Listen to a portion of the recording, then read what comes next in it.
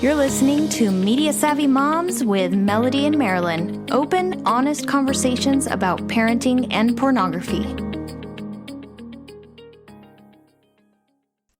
Hello, everyone, and welcome back to Media Savvy Moms. Today, we're going to be talking about a petition that's been circulating. This petition is focused to shut down Pornhub, and to date, it has now 500,000 signatures. And what we need to know about this petition is it's showing the link between trafficking, human trafficking, and pornography. And we have a special guest here today. Her name is Laila Mickelwait, and she's been working in the anti-trafficking field for over a decade. She is the director of abolition for Exodus Cry, and she has spent time working with the United Nations and really raising awareness around the globe about the concerns for sexual exploitation, including trafficking, prostitution, and pornography. So we have a heavy hitter here today, and I'm going to turn the time over to Melody to interview Laila. Thanks, Marilyn. Hi, Laila. Welcome to the show. Thank you. Thanks for having me. We're so excited to have you. We love the work that Exodus Cry does, and we've been wanting to get you guys on here for a while. So we have had guests on here to talk about trafficking. We've had lots of guests on here to talk about pornography, and we are so excited to finally make the connection between pornography and trafficking. And this does it really perfectly. Our audience may remember our Parents' Guide to Pornhub that we did in January. And it wasn't not long after that you launched the petition, was it? When did you launch the petition? It's been about 4 weeks. Oh, really? Has it only been 4 weeks? Yeah. Wow. 500,000 signatures in 4 weeks. That is awesome. Yeah. It hasn't been long. So tell us about it. Tell us about, Sure. Well, actually, let's start with you.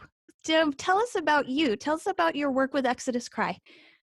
Yeah, like you said, I've been working on the issue of combating sex trafficking and sexual exploitation for over a decade. And I specifically started to focus on pornography as it relates to exploitation and trafficking about 8 years ago. I've been, believe it or not, working on a book for the last 8 years that's hopefully going to be released this year called The Triple X Factor, How Porn is Changing Our World and What You Can Do About It.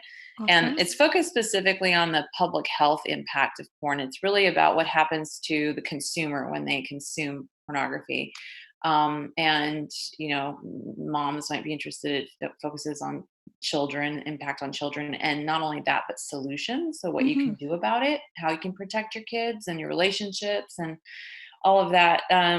But also I've been focused on the human rights aspect. So seeing pornography as both a public health crisis and a human rights crisis. And the human rights crisis is really taking place behind the screen, and that is on the production side and the distribution side of this industry. Mm-hmm. And anyone who studies pornography in any depth is going to end up on Pornhub, because Pornhub is, I'm sure all of you already know, but is the most popular and the largest website for pornography in the world. So, they have, just for some scope, 42 billion visits per year. They have 6.8 million uploads of videos per year. They have said themselves that if you were to watch these videos back to back, just the content that they upload in 1 year, you would start in 1850 and you'd still be watching it today. So it's an enormous amount of pornography that is on this website. And through my research, I found out what anybody could read. Anybody who's on that site looking at it objectively could find out. And that is that you can upload hardcore pornographic content to this site anonymously, just using an email address. No verification of age, no verification of consent. And not only that, but you can get verified, and verified is, we all know what that means in social media world, where you get that air quotes verified, right? Yeah, air quotes verified. Well, you get that blue check mark, that somehow you get the idea that somehow that person's been vetted.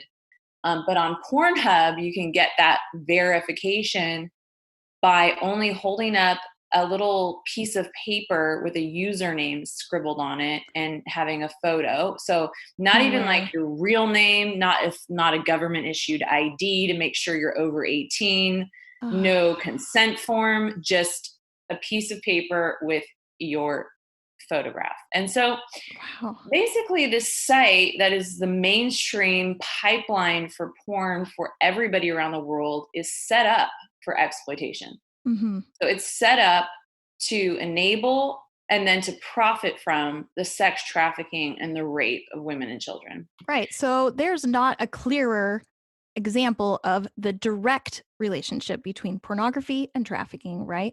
And there was a story that broke right around the same time. Mm-hmm. What was her name? The story? Rose. So the day after, I wrote an op-ed about this system that I discovered, and the case of this 15-year-old girl. So there's two important cases. There's a case of a 15-year-old girl from Florida who was recently, it was in the last year, she was found. She was missing for a year.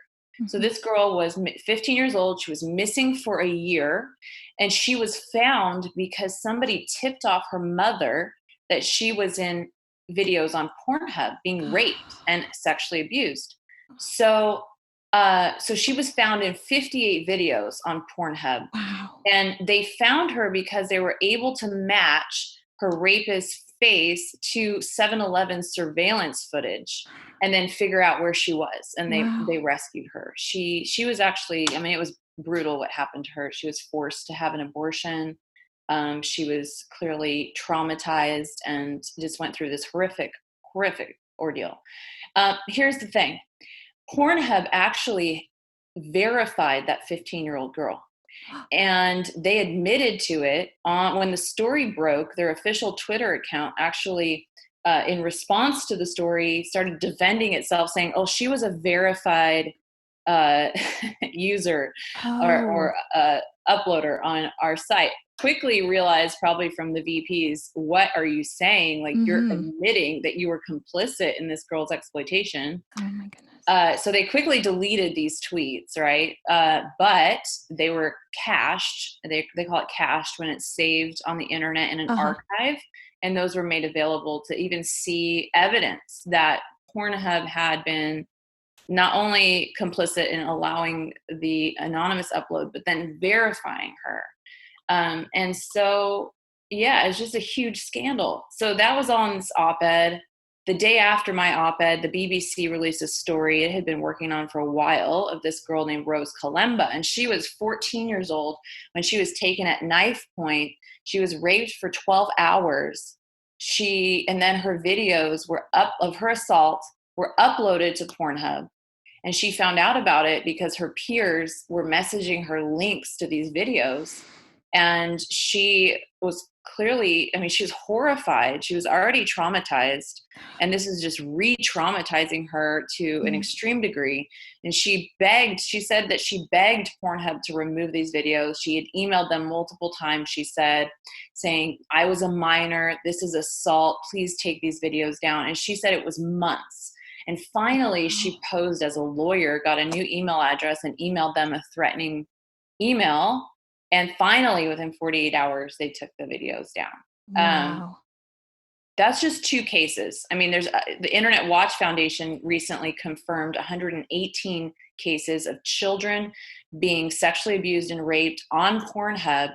And they said half of them were category A abuse, which is the worst kind of sexual abuse. Wow. So, and I could just go on and on and on. There's cases that we're finding out. There's more cases and more cases. So what we're realizing is with the amount of content on this site, we're just scratching the surface of what's out there. And so I say this site, the most popular website for pornography in the world, is infested with videos of the real trafficking and rape of women and children. And the reason why I say trafficking, and this is so important, is because according to our law, domestically and internationally, any person under the age of 18 that is used in a commercial sex act is a victim of sex trafficking automatically. And every single sex act on Pornhub is commercial because they're making an enormous amount of money off of these videos through premium memberships, through advertising, through gathering user data and selling it. And there's multiple ways this company is cashing in on these videos. And then the people who are uploading them are also cashing in on these videos. So in every sense, this is commercial sex. Yeah. And these girls are victims of sex trafficking, and it's happening to women as well. But those are just the highlights from the. Well, for our audience, you're speaking to parents. That's our audience. Mm-hmm. So this really ties it all in for us because we're talking about pornography, we're talking about trafficking, and we're talking about children.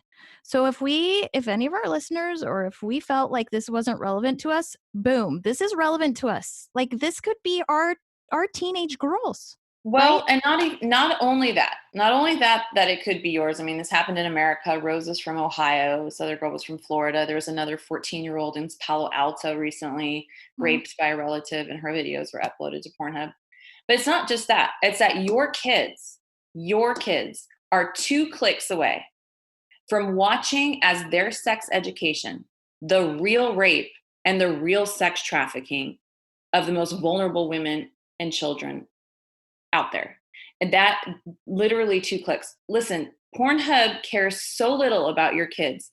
They don't even put a "Are you 18" click through button that any 5-year-old could navigate through. Right. My 3-year-old could navigate through that click through button. They don't even put that on there anymore. Wow. So if your kid heard the word porn and they were curious, they could type PO, and then it's going to autofill for them to the .com, to the Pornhub.com. It just does that. It's happened to me a bunch of times when I wasn't trying to get on Pornhub, and they'll be on that site. Not only that, the videos autoplay, so you don't even have to click the videos to see them. They autoplay, and they're on the homepage, right? Like on the homepage, they autoplay. So like YouTube, when you get on YouTube and you're like, I didn't want to see that. Yeah, boom. There it is. So and not only that, they market to youth. They recently had a meme that they put out as part of their marketing that was a baby Yoda. Yeah, we posted it. The reflection of the eyes. Your users aware? We did a meme about it, and we had baby Yoda on there. But yeah, go ahead, talk to us about it. Yeah, and the reflection of the baby Yoda's eyes was the Pornhub logo, so it was clear that the baby Yoda was looking at the Pornhub website, and the caption was 10 seconds after my parents leave the house. So and it got thousands of likes on social media. So they're unashamedly targeting and profiting off of the exploitation of kids in front of the screen and behind the screen. Absolutely. And it's just not acceptable. So we have to raise our voice. We have to stop it. That's what this petition is about. And so far it's getting a lot of traction. Yes. 500,000. So great talk so far. We are in the middle of a crisis right now, right? With COVID-19, but guess what? This is still relevant. We have issues going on in Italy that are directly related to Pornhub, and we're going to talk about that when we come back from the break. When parents share with me their concern over a child struggling with pornography, I always recommend they check out Fortify. Fortify is an amazing recovery tool that can help your teen learn to develop their own plan towards success. It's easy to sign up, it's designed to engage, and it's free for teens. Best of all, Fortify is science-based and has a proven track record of helping thousands of individuals find happiness by regaining their freedom from pornography. Visit joinfortify.com/Media Savvy Moms to learn more.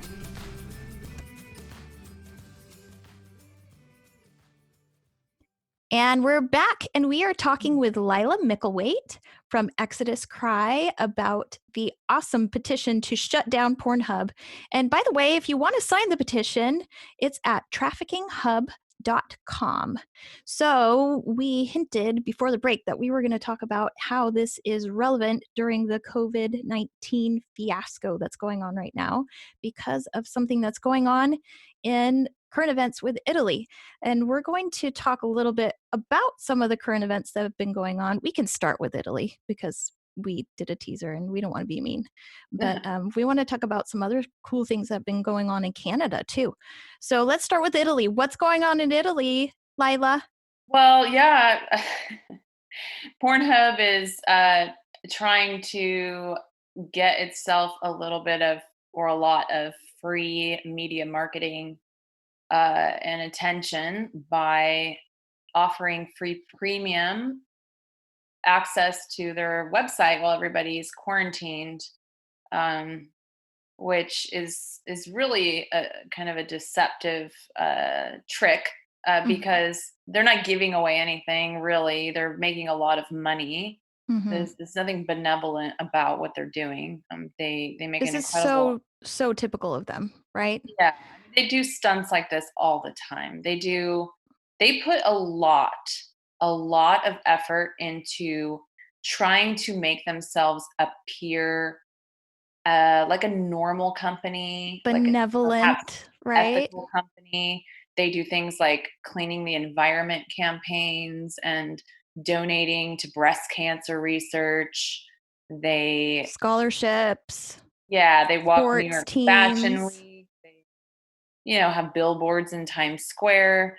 They've just made an incredible effort to try to really make themselves a mainstream household name, like a completely normal thing to say Pornhub, like no shame. They do these things so that you can feel comfortable about their brand. And it's really sinister. I mean, someone sent me a picture in an article a couple of years back. There was like a snowstorm in Boston, and they had tractors out there, and they were shoveling snow, trying to say they're going to do free snow shoveling. I don't know if it's actually true. It looked like it was true because I saw the article in the Boston magazine. But anyway, they have big stickers on there that say Pornhub, and they're going in front of schools and. So yeah, I mean, they're just completely making their way into the mainstream, but yeah, so that's what they're doing. They're doing that with other countries in Europe now, but make no mistake, they're making a lot of money. Part of what they do is they buy the data, or they mine the data of every single user and premium user and all that. And then they use that to sell to advertisers, and in other ways they monetize that information. So yeah, it's Same old, right? Deceptive and collecting information, and yeah. So mean old Pornhub, they're up to their no good again. So let's talk about some happy news now. yeah. So we International Women's Day, there was a big rally in front of MindGeek headquarters, which is, speaking of deception, the money behind Pornhub. The headquarters are in Montreal, Canada, and guess who was there? Marilyn was there. Oh, awesome. Yeah, in the streets. She drove out there 4 hours, and Oh, wow. she did. She's hardcore, man, and in the streets, and they were raising a ruckus, and Parliament acknowledged them that week. Yes. And they are ready to make some changes. So that was super happy. Yeah. It just goes to show, I think, that our voices do matter. We can make a change. I think sometimes we feel like this is too huge. It's just this mammoth thing, and we are like trying to throw marbles at this giant, Great Wall of China and not even making a dent, right? But we have power and we have voices. And I just want to say thank you for giving us a vehicle to be able to feel like we're making a change. Yeah, and you are, and it's amazing to see the impact that this is having. So, I mean, there's the skeptics who are like, Signing a petition on change.org, that's not going to change anything. Really? Well, it is. It's actually making a huge difference. So through that, like you said, there was this protest outside of the MindGeek, and MindGeek is the mother company of Pornhub. Mm-hmm. And they have that huge office in Montreal. And there was this protest where we had survivors speaking and advocates, and a senator was there. And the day after, it was a day or 2 days after that, there was a cross-party open letter to the Prime Minister of Canada, Justin Trudeau, from senators and members of Parliament, demanding that they open an investigation into Pornhub, amongst other changes that they were requesting. And then a week or so, or less, maybe even a few days after that, maybe it was 2 days after that letter, Senator Ben Sasse from the United States actually wrote a letter to Bill Barr, the Attorney General of the United States, calling on the Department of Justice to open an investigation into Pornhub here as well. Woohoo. So those are huge, milestones in just a very short time, spurred on by a petition and tons of media coverage. Really, we've had over 125 articles in 20 countries so far, and it's only been like 4 weeks. And you have people saying they want to do documentaries and all this stuff, and so it's like very encouraging. And someone said this to me when we just first started. I was on this radio interview, and they were talking about the enormity of this company, and they go, when the target is so huge, it's hard for your arrow to miss. So there's this sense of, because they're so big and everybody knows who they are, it's just actually helping the campaign. It's very encouraging. And I encourage every single person who's listening to this podcast, whatever you're doing, stop. Get on your phone, go to traffickinghub.com, sign the petition, share the petition. You can download a Trafficking Hub logo and use that as your profile picture to help raise awareness.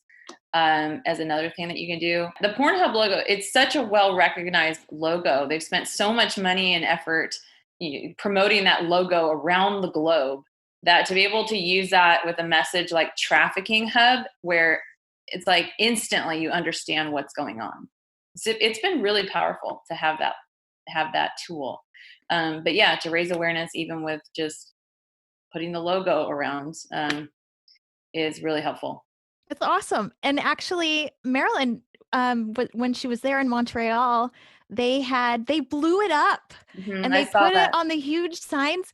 And Marilyn, it was just a mom, right? You were asking, can I jump in for a second? I don't normally jump in, but that's okay.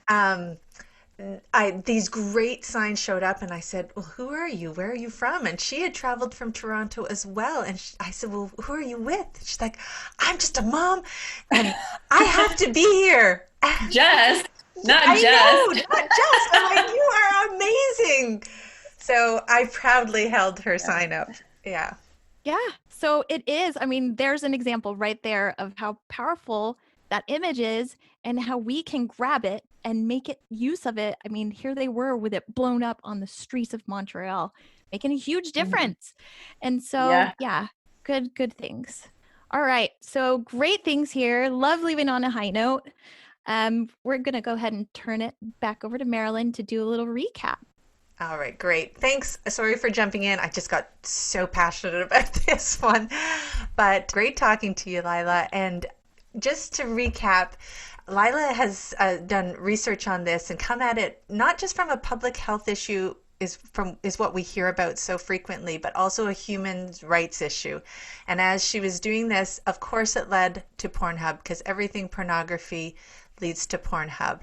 And what we need to know about that is that there is no age verification and no consent for the images and videos that are uploaded. The consent and verification is so ridiculously minimal that it doesn't exist. It is an organization set up for exploitation. So Laila says that it is infested with exploitation. Anyone under the age of 18, this is really important to understand, anyone under the age of 18 involved in commercial sex acts is being trafficked. So anyone under the age of 18 showing up in images or videos on Pornhub, that is trafficking, which is why we have the petition Traffickinghub, and we need to go sign that. So as parents, we might not have kids that are being trafficked, but our kids are being exposed to their peers who are being trafficked. So our kids are 2 clicks away from seeing rape and exploitation of kids their age and younger. This is their sex educator, and Pornhub actively markets to young people. They take a lot of effort to make themselves mainstream, normalize the idea of pornography, make it a household name. So we've had a huge milestones in a very short time, and you have the opportunity to participate and continue that momentum. So I'm going to turn it back over to Melody and Laila. All right, Laila, you already told us our challenge, but do it again. Yeah, here's your challenge is to go to traffickinghub.com, and that has 2 F's, traffickinghub.com, and sign the petition, and then share the petition, and then maybe come back in a week and share it again. Love it. Yeah. Thanks for all the work you do. Thank you. All right. It was an honor to talk with you. Thank you for listening to today's episode. If you like what you heard, remember to subscribe. You can also find us on Facebook and Instagram, or email us directly at mediasavvymoms@gmail.com. We'd love to get your feedback.